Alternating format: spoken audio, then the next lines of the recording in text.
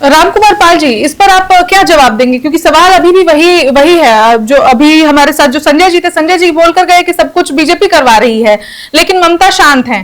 तो अगर हम दूसरा पक्ष देख रहे हैं तो ममता शांत क्यों है? अगर निष्कासन कर दिया है तो कार्रवाई या फिर कुछ एक्शन क्यों नहीं लिया गया नेता के ऊपर? तो इसको आप किस तरीके से देखते हैं? क्या ममता बनर्जी की सरकार ही ये पूरी षड्यंत्र के पीछे एक चेहरा हो सकती है, या फिर आखिर ये सब क्यों हो रहा है अचानक से उसी दिन, जिस दिन एक इतिहास में काला दिन कहा जाता है, जिस दिन को 6 दिसंबर को, उसी दिन ये सब कुछ क्यों हो रहा है? देखिए, संजय जी जिस भाषा में बात करके गए, उनकी कितनी कड़क भाषा थी, ये उनकी छवि दिखा दी। कौशिक जी ने कह दिया कि बीजेपी हिंदुओं की और ममता विशेष वर्ग की मुस्लिमों की है, और ये सब मुस्लिमों का हो रहा है। ये खाली तारीख को यूज कर रहे हैं, 6 दिसंबर का तारीख को यूज करके वहां पे जो जन समूह या जो भी उन्होंने इस्लामिक लोगों को जमा किया है, और सिर्फ बाबरी नाम से विरोध है। और संजय जी लास्ट में इतिहास कह के गए कि बाबरी औरंगजेब कुछ नहीं। तो वही बात है, बाकी मस्जिद बनाने का कोई भी विरोध नहीं कर सकता, और वही वहां का कोई हिंदू नहीं कर रहा है। हम क्यों करें? बन रही है, बहुत सारी मस्जिदें बन रही है। मस्जिद रामकुमार जी, मस्जिद नहीं बन रही है, मस्जिद उस दिन पर बनाई जा रही है जो दिन इतिहास में काले पन्नों में दर्ज है। विशेष 6 दिसंबर को यूज किया उन्होंने, बिल्कुल आग लगे, तेजाब फैले, बस तारीख का ही फर्क है और नाम का अंतर है, बाकी सारे कोई भी कर सकता है। तो जिस हिसाब का भारतीय जनता पार्टी का, जिस हिसाब से आपको विपक्ष में भी तो उस हिसाब से दिखाना चाहिए अपना प्रतिशोध क्या आपको उनको विरोध करना चाहिए ना। विरोध तो कहीं दिख नहीं रहा है। अगर छोटे छोटे हिस्से होते हैं, छोटे छोटे मुद्दे होते हैं, भारतीय जनता पार्टी हमलावर होती है, विरोध करती है, लेकिन अभी तो ऐसा कुछ नहीं दिखा। एक आध बाइट्स निकल के आ रही हैं कि एक आध लोग बाइट दे रहे हैं। आप भी कह रहे हैं कि मस्जिद बनाना अलाउड है, मस्जिद बना सकते हैं, लेकिन मस्जिद 6 दिसंबर को ही बनाना, भीड़ इकट्ठा करके, मतलब अनाउंस करके कि हम इतने लोगों को लेकर आ रहे हैं, बिरयानी पकाई जा रही है, मस्जिद या किसी भी धार्मिक स्थल पे निर्माण होता है तो सिंपल इंसान जाता है। अगर मस्जिद है तो मौलवी आते हैं, मंदिर है तो पंडित आते हैं, पूजा पाठ होती है, या फिर जो भी प्रोसेस होता है वो फॉलो किया जाता है। लेकिन भीड़ इकट्ठा करके आना, ये तो एक दिखाता है ना कि कहीं ना कहीं हिंसा की तरफ ग्रसित नींव रखी जा रही है। देखिए, हिंसा वहां होती है जैसे कि हमारे काशी, मथुरा और अयोध्या है, वो हमारा ऐतिहासिक है, रामायण भागवत में है। वहां पे हो तो हिंसा हो। ये तो खाली जमीन पे अपनी जमीन है, किसकी जमीन पता नहीं, और वहां पे पूरा ममता जी का ही सपोर्ट है, ममता जी ही कर रही हैं। अगर उनको कोई प्रॉब्लम होता सरकार को तो उसको रोक लगाती। सपोर्ट तो फिर आपका भी दिख रहा है ना, कि आप भी तो कह रहे हैं एक तरीके से कि खाली जमीन है, मस्जिद बनाना कुछ विवाद नहीं। विवाद तो है ना, 6 दिसंबर का दिन बाबरी नाम लेना ही अपने आप में सबसे बड़ा विवाद है, और आप भी कह रहे हैं कि मस्जिद तो वो बना सकते हैं। तो फिर मस्जिद इतना हल्ला मचा के, शोर शराबा मचा के क्यों जा रहे हैं मस्जिद बनाने? कौशिक जी ने आपको कह दिया कि राजनीति है, और ये राजनीति और इस तारीख और नाम को यूज कर रहे हैं बस। और वो भी अभी बंगाल के किसी यूट्यूब चैनल ने वहां जाकर उसको जमीन के मालिक को पूछा था, उसने कहा ये पेट्रोल पंप की जमीन है, मेरी जमीन है, हुमायूं कबीर की जमीन नहीं है। ये सिर्फ प्रोपेगेंडा है।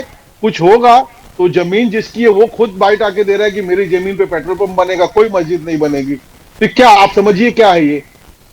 और इसके अंदर किसी अन्य समुदाय को कोई किसी का मंदिर या हमारी आस्था या क्रिश्चियन का कुछ तोड़ के तो नहीं बना रहे। अब बताइए, देश में मस्जिद बनाने का कोई प्रतिबंध है क्या? मस्जिद तो ये तो मुझे लग रहा है कि दो पार्टी एक ही नैया पर सवार होकर चल रही हैं। आप भी उनको सपोर्ट कर रहे हैं कि मस्जिद बनाना कुछ बुराई नहीं है, वो तो हम भी कह रहे हैं, बार बार कह रहे हैं ये बात, लेकिन इसके साथ हम एड ऑन भी तो कर रहे हैं कि बाबर का नाम यूज करना ये कबीर का एक राजनीतिक स्टैंड है, और उसको वहां की सत्ता का सपोर्ट है, वहां की ममता बनर्जी का पूरा सपोर्ट है। उनको चुनाव लड़ना है, जीतना है, प्रोपेगेंडा करना है। वहां हम हिंदुओं का कुछ नुकसान नहीं हो रहा है तो जबरदस्ती विवाद करना क्या चाहिए? क्यों करना चाहिए? विवादित कुछ चीज है ही नहीं वहां पर, विवादित बात ही नहीं है। खुली जमीन है, किसी की जमीन खरीद के बना सकते हैं वो। लेकिन उन लोगों का नाम रखने के लिए, नाम इस्तेमाल में लाने की कोशिश की जा रही है जिन्होंने भारत को काफी क्षति पहुंचाई है। अगर आप इतिहास उठाकर देखेंगे तो मंदिरों को तोड़ा गया, वो सब किसके? मुगलों के राज में ही तोड़ा गया। और कहीं ना कहीं ये विवाद अगर खुल के अगर बोला जाए तो जो 1992-1990 से जो विवाद खड़ा हुआ था, बाबरी मस्जिद के नाम पर ही विवाद खड़ा हुआ था, लोग तो बाबरी बोलते भी नहीं थे, विवादित ढांचा बोला जाता था उसको, तो उसका नाम इस्तेमाल करना, मैं फिर वही सवाल कर रही हूँ कि आप कह रहे हैं कि ये बिल्कुल नॉर्मल है। नॉर्मल कैसे है? भीड़ लेके पहुंचना, ईंट सिर पे लाद के जाना और बिरयानी पकाना। दिल्ली में भी एक 2019 में दंगे हुए थे, यहीं बिरयानी वाला ही पूरा खेल चला था, भीड़ बैठती थी, बिरयानी खाती थी और शाम में जाके दंगा भी करती थी। तो आप कैसे कह रहे हैं कि ये नॉर्मल है? देखिए, दंगा कहाँ, कोई मुस्लिम हिंदू समाज वहां पर विरोध कर रहा है, हिंदू समाज अपोजिट में है, किसी हिंदू समाज का मंदिर तोड़ के बना रहे हैं क्या? बाबरी मस्जिद तो हमारी जन्मस्थली थी, काशी विश्वनाथ हमारा मंदिर है, मथुरा हमारे कृष्ण का जन्मस्थली है, उस पे तो हर बार हजारों साल लड़ेंगे। लेकिन जहां पर वो स्वतंत्र है मस्जिद चर्च बनाने के लिए, हम भी अपनी मंदिर बनाने के लिए स्वतंत्र है। किसी का घर तो उजाड़ के तो नहीं बना रहे हैं। आपने तो खुद ही बताया ना कि दूसरे की जमीन है, पेट्रोल पंप किसी और का है और उसके जमीन पर बना रहा है। मसला तो पूरा विवाद का ही दिख रहा है, लेकिन मुझे लग रहा है कि बीजेपी भी शांत है। बीजेपी भी क्यों शांत है, ये तो अब ये सवाल लेते हैं संजीव जी से।